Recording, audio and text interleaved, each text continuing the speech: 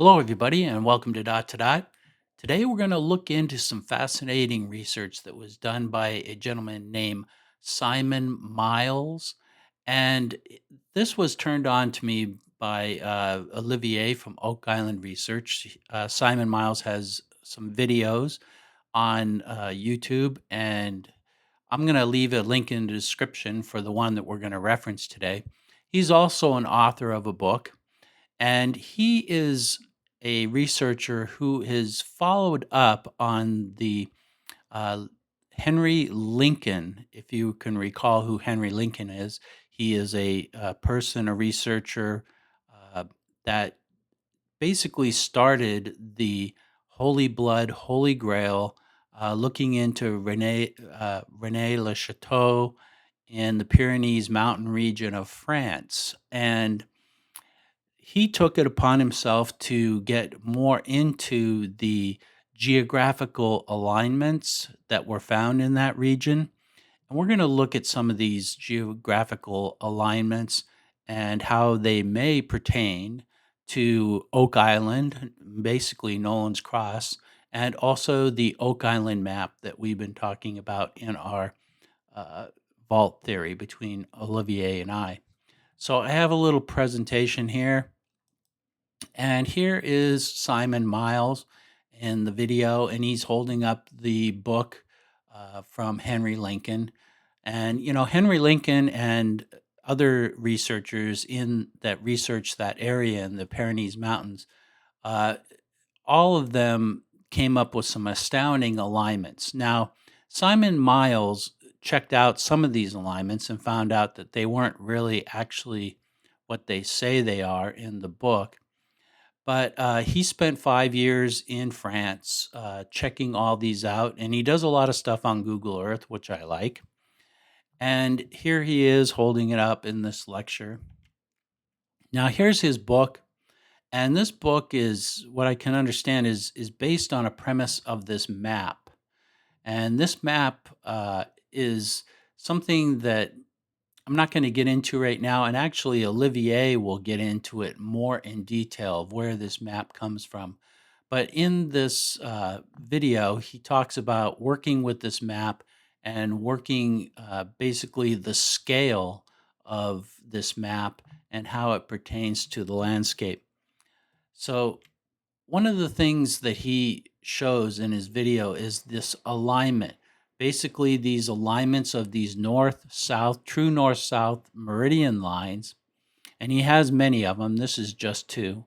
And this is one of the things that I've found in the decryption of the Oak Island map and the relationship with Nolans Cross, and also into the Stone Triangle, that there is several north-south meridian lines.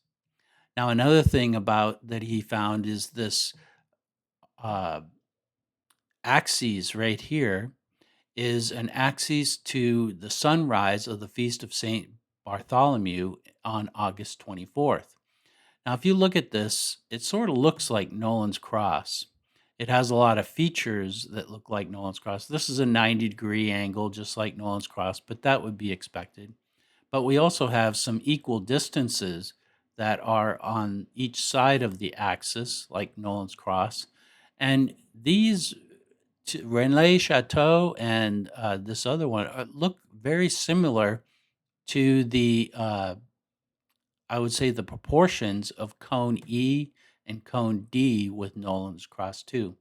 But the most significant thing is that it is a sunrise axis, and it has been reported that the Nolan's Cross axis does align with the summer solstice. And this was brought to our attention by Brian Farrow. And it also could be, we've also looked into it, it may even be very close to the Feast of St. John, which is just 4 days later. So this is one of the things that we find is similar to Oak Island and here in the Pyrenees Mountains. Now, if you remember, all these points are either towns or chateaus or even Templar headquarters, like this right here. This one, Champay sur Aude, is a Templar headquarters. It was a fort. So all these alignments are said to have been purposely made by the Templars. So another thing that he uh, puts in his video is there's an alignment here which is at a 45-degree angle, which would be heading northeast to southwest. And in this alignment, there is this 30-degree angle. So these angles are very prevalent, and they are actually one of the first angles that started with the Oak Island document. And it was when Olivier found that from the law, which is a very misplaced law, this is the law in La Rochefoucauld, it should be over here. But in the decrypting of this map and the puzzle within this text here, he found that this line lined up with the V, the little V that goes west, and it goes and intersects the quadrant here at a 45-degree angle. So since we interpreted this to be that the little v goes west, this ends up being on Oak Island, the true east-west line on Oak Island. And I show it here in our interpretation of the solving of the quadrant area here. Here's the east-west line as we show. And notice it's at a 45-degree angle, and it sets up a 45-degree angle with this north line of the quadrant. And when we do the encryption of this point right here, which is the intersection of the bark and up at Round Island down to the sept line right here, and we draw a bisector of that angle and go perpendicular, we have this line right here, which is a 30-degree line from the east-west line. And this is basically showing us the proportions of Nolans Cross from cone D to what we will call the extension of Nolans Cross to which is 429 feet from the headstone to here, which is called the 429 extension. We get these distances from the quadrant. It is from the center of the quadrant down to the little, you can see it, there's a little measuring stick thing coming out here. And this actually ends up being 429 feet, or a scale of 429 feet. And that is this distance from the headstone to the center of this intersection here. And the other top of the quadrant starts from the extension point down, and it hits right here. And this ends up being the distance from to cone A. If you took a 429 extension out from the headstone and then went back this distance on the quadrant, you would end up at cone A. So this is the use of the 45 degrees and the 30 degrees that we see in the Oak Island map. And here it is on Google Earth as showing the 45-degree angle, which basically gives us the vector towards what they call the oak on the Oak Island map. This is where an entrance to a tunnel will be found. The oak is where it says enter here on the Oak Island map. And the blue, the light blue, is a distance of 444 feet. And we'll get to that in a minute. But from cone E to the oak and to what we call the north anchor, which is on the map, Oak Island map also, we get the 1,444 feet. And that will be part of this too. So we'll hold on. But we'll go to the next slide. And this is him. He's basically took the 45-degree line and he drew a square, and this square is his part of his work in finding the scale to the map. And we have a scale on that map, which is 1 to uh, 25,000. And this is some of the things that he worked out to find the scale of the map. Now we see here, look, you can see this is the Templar headquarter here. And notice that he has a triangle of 40 degrees. So this would be a 40, 90, 50-degree triangle. And we have a square here of equal distance on four sides, which makes a square. We see this on Oak Island also. If you remember, we get the 429 extension from taking the distance from cone D on Nolans Cross to the headstone and extending that same distance out here. Now, when you take 429 feet out from, and this is 720 feet, the math of the triangle works out to where this is a 40-degree angle. So this is just like what he showed in his work. This is 40 degrees, 50 degrees, 90 degrees. And if you do the 720 feet from the cone C to cone B, you come out here and it will be a was 720-foot square to the to cone E. Now, Fred Nolan measured it to 722 feet. So, and we'll get into that in a little bit. But if you doubled that, you would go out to the North Anchor. And that's the theory that we have for the Oak Island map. So here's the geometry that is done if you have a 40-degree angle, and this is one side of Nolans Cross, 360 feet. The other side will be 429 feet. So mathematically, if this is correct, then this is the measurements you get. You also get the side of the triangle, the hypotenuse being 560 feet. Just to mention, that is the same equivalent as 522 pede, which is mentioned in the formula. So one of the other things he shows is he shows this Babylonian stone. This is an ancient stone. I forget how long, but it's, it's BC, before the Common Era.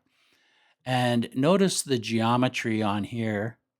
And this is, he says in the video, this is a 3-4-5 triangle. 3-4-5 triangles are used basically to set up right angles, because if you take proportions of 3-4-5 and put them end to end, you will end up with a 90-degree.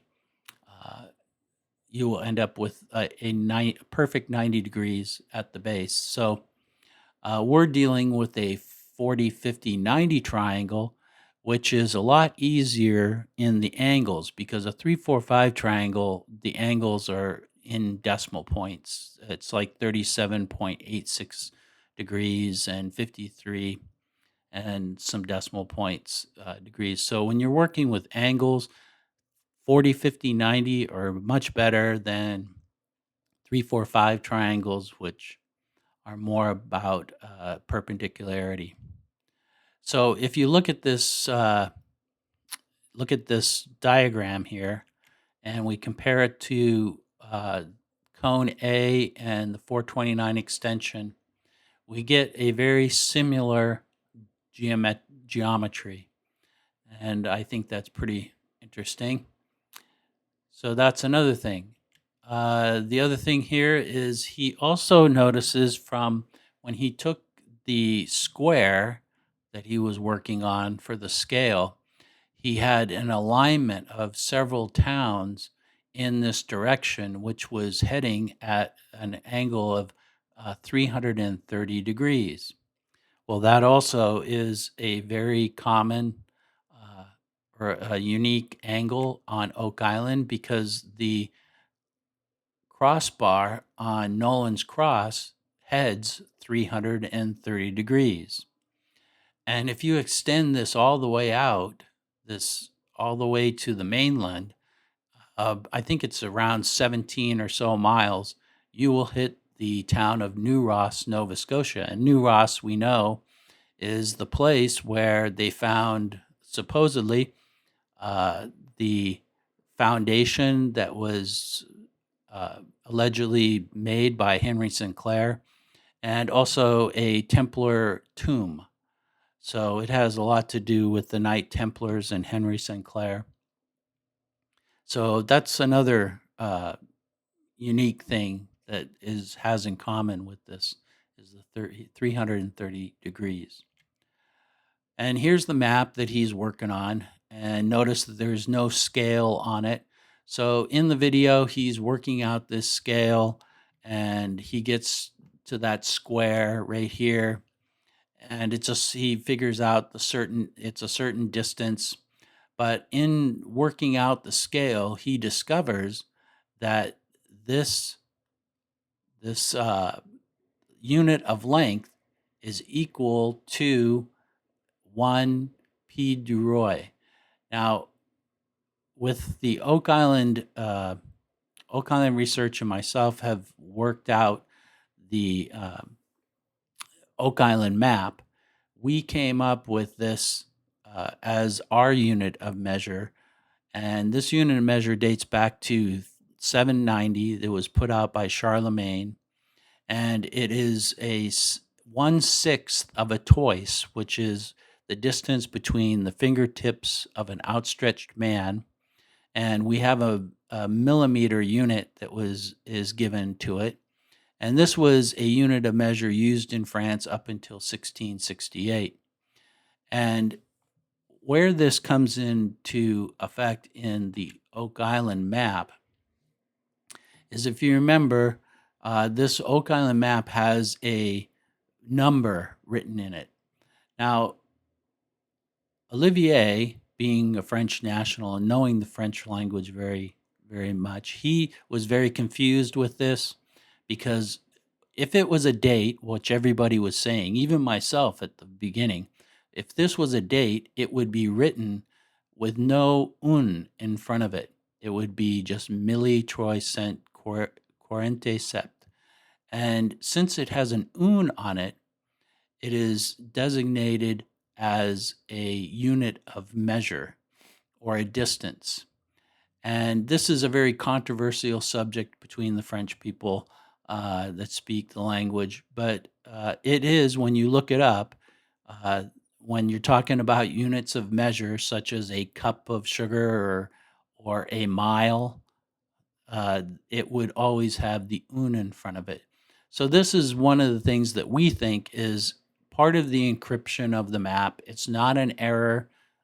It's made purposely for the fact that you understand this number is not a date, but as a distance, a unit of measure. And this is why. If you take the P du Roy and you take that as your unit of measure and convert the 1347 into feet, it ends up being 1,444 feet. Now, I've rounded these up to where it's 327 and 305, and it comes out to basically 1,444 point, I think it was 16 feet. So it is, if you keep it rounded, it's 1,444 feet. Now, if you want to go with the square or the Brian Faro to where it's 1,440 feet, then you could round the 326 down to 326 feet and leave the 305 the same, and it ends up being 1,440 feet. Anything else, if you leave this the same, it's 1,443 feet, and anything you do is in between these two numbers. So this is why the P du Roy, the 326.6 millimeters, how it has a bearing on Nolans Cross and the theory that we take, where you take the distance from cone E to the headstone, which Fred Nolan measured it as 722 feet. If you go with the Brian Farrow theory, it's 720 feet. And you double that out to what is known on the Oak Island map as the North Anchor, it ends up being 1347 peed when you convert it to feet. So this is a very interesting thing that he found, that the P. de Roy was part of the map that he was looking into. It was the unit of measure that they used. So in his presentation also, he references this book. It is a book from 1571, and it's a book of geometry, and the geometry and how it applies to finding distances using angles. And I'll leave a link in the description of this book. But here's the book, and you can see down here 1571. And here is a picture within this book showing, you can see some men down here in the lower left-hand corner sighting in the angles, and we have the angles here set with pins that are very close by, and we have another guy up here in the upper left-hand corner, and he's sighting in, and they're looking and sighting in on this fortress, which is across the river, so they can't measure it. And I guess they're going to use it with these cannons as a trajectory distance in order to hit this fort. So it's just an example of the use of the geometry, the use of mostly angles, not to find distances, and setting up distances to where they come to an intersection. And this is the way I feel that the Oak Island map works in finding the locations that are not only on the map, but perhaps the locations of the whatever is buried on Oak Island according to some of the documents that we have. So this is the use of geometry. This is why the Templars set up a lot of things in angles to record their distances and to know their distances through geometry. Well, thanks for watching. Look forward to Olivier. He will be doing a video very soon, so you can watch his, and he will be also addressing this. And he's also in contact with Simon Miles. Thank you, Simon Miles, for allowing us to use your material. And thank you, everybody, for watching, and I'll talk to you later.